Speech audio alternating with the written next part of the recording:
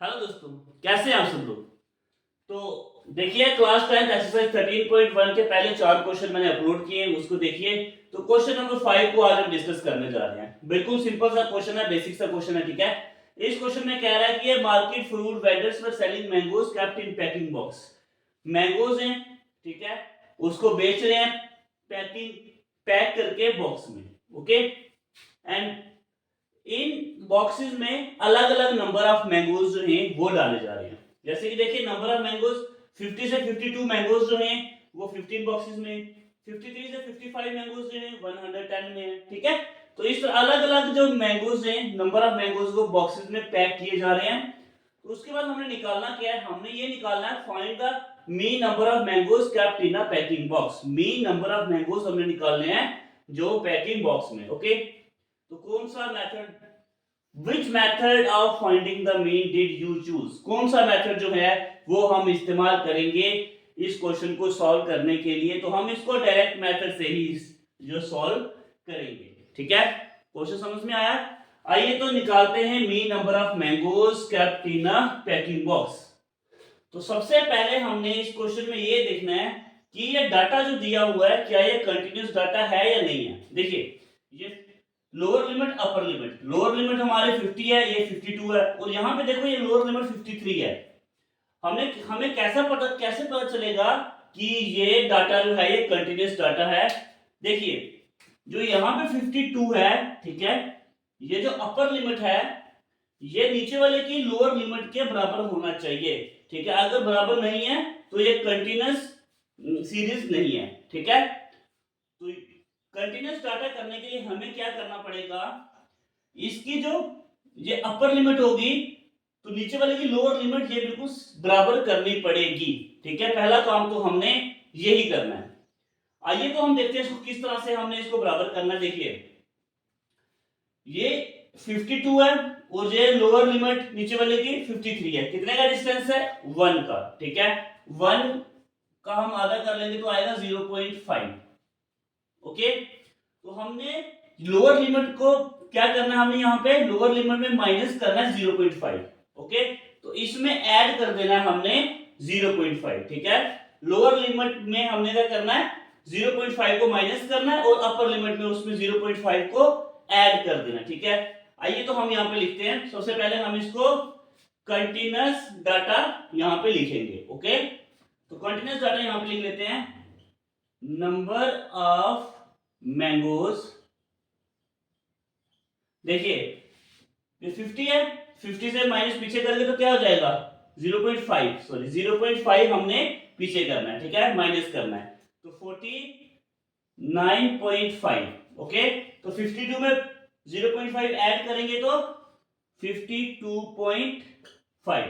ऐसे ही 53 में अगर माइनस 0.5 पीछे किया तो क्या आ जाएगा, इसमें अगर हम माइनस करेंगे तो आ जाएगा हमारा ये बिल्कुल सेम 52.5।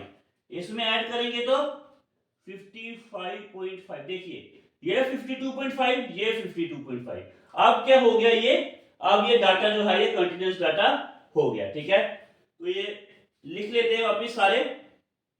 56 है तो ये आ जाएगा हमारा 55.5। तो 58 है तो इसमें ऐड करेंगे 58.5। यहाँ पे क्या आ जाएगा 58.5, तो 61 है तो 61.5, ओके। 62 से करेंगे तो पीछे 61.5, तो 64 है 64.5। तो हमने ये कर दिया, ये कंटिन्यूअस डाटा हमने यहाँ पे लिख लिया।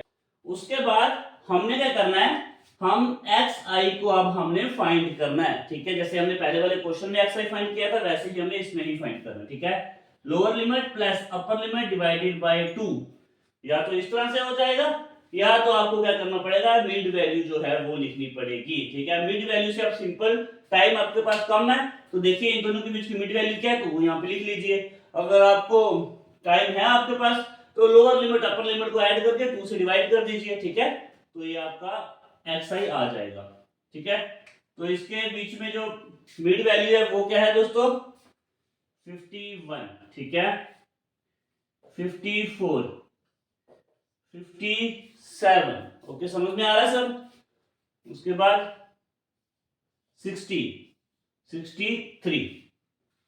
अब हमें क्या चाहिए, अब हमें चाहिए, फार्मूला लिख लेता हूं, उसके बाद जो चाहिए होगा वो आपको सामने नजर आ जाएगा। ठीक है, लिख लेते हैं। डायरेक्ट मेथड का formula x bar sigma X I F I upon sigma F I. Okay, हमें चाहिए एक्स आई एफ आई, हमें क्या चाहिए, एक्स आई एफ आई। तो ये हमारा फ्रीक्वेंसी है एफ आई, तो अगर हम इसको एक्स आई से मल्टीप्लाई करेंगे तो हमारा आ जाएगा, है ना। तो 15 और 51 को हम करेंगे सबसे पहले मल्टीप्लाई। ठीक है, तो हमारा आ जाएगा 765। ये एक्स आई एफ आई हम फाइंड कर रहे हैं। ठीक है, 110 को अगर हम 54 से मल्टीप्लाई करेंगे तो हमारा आ जाएगा 5940।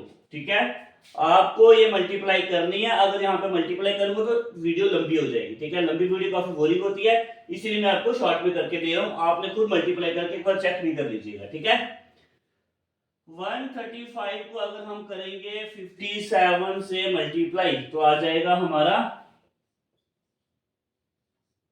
7695।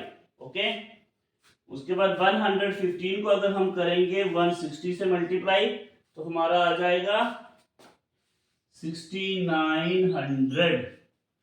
ओके, ऐसे ही हम 25 को अगर हम 63 से मल्टीप्लाई करेंगे तो हमारा आ जाएगा 1575। ओके, यहां तक समझ आया। अब हमें सिग्मा एक्स आई एफ आई को हमने करना है, इन सबको ऐड करेंगे तो हमारा sigma X I F I आ जाएगा। ठीक है, अगर हम इसको ऐड करेंगे तो हमारा आ जाएगा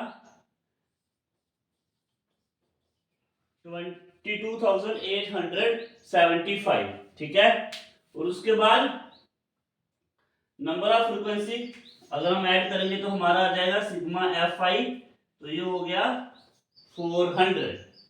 ओके, हमें सिग्मा एफ आई भी मिल गया, हमें सिग्मा एक्स आई एफ आई भी मिल गया। तो अब हम इसे डायरेक्ट फार्मूले में पुट कर देते हैं। ठीक है, तो यहाँ पे लिख लेते हैं एक्स बार 22875 डिवाइडेड बाय 400। अब हमने क्या करना है, हमने करना है इसको डिवाइड। तो 4 से डिवाइड करें अगर हम इसको 4 से डिवाइड करते हैं तो क्या आ जाएगा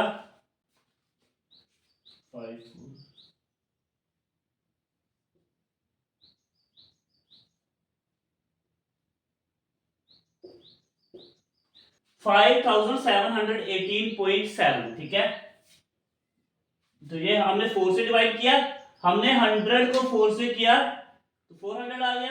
ठीक है, उसके बाद 5718.7 को करेंगे तो हमारा 22,875 आ जाएगा। ओके, तो उसके बाद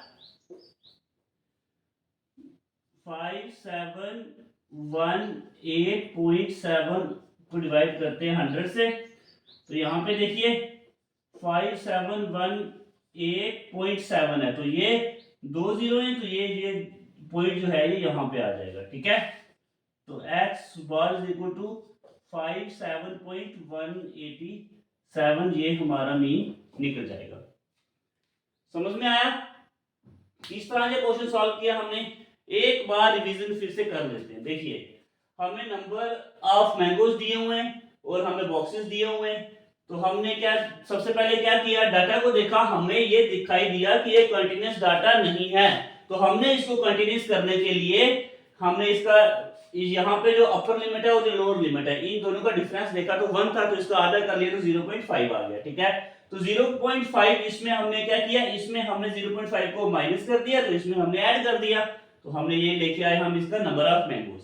उसके बाद हमने फाइंड किया क्या, एक्स आई में हमने क्या देखना होता है कि इसकी मिड वैल्यू क्या है। तो मिड वैल्यू इसकी हमें 51, इसकी 54, इसकी 57, इसकी 60, इसकी 63।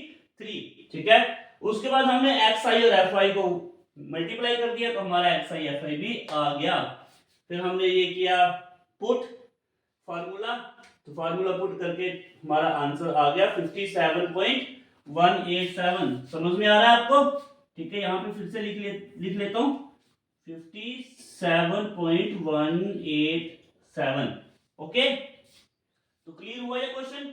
उम्मीद करता हूँ आपको समझ में आ गया होगा। और जो भी आपको डाउट इस क्वेश्चन को लेकर के या जो भी क्वेश्चन मैं पढ़ा रहा हूँ, अगर आपको कोई डाउट है तो मुझे कमेंट करके बताइए, मैं सारे डाउट आपकी क्लियर कर दूंगा। ठीक है, तो नेक्स्ट वीडियो में नया क्वेश्चन लेकर के आएंगे। अगर इसमें कोई डाउट हुआ तो हमें कमेंट जरूर कीजिए। ठीक है, धन्यवाद।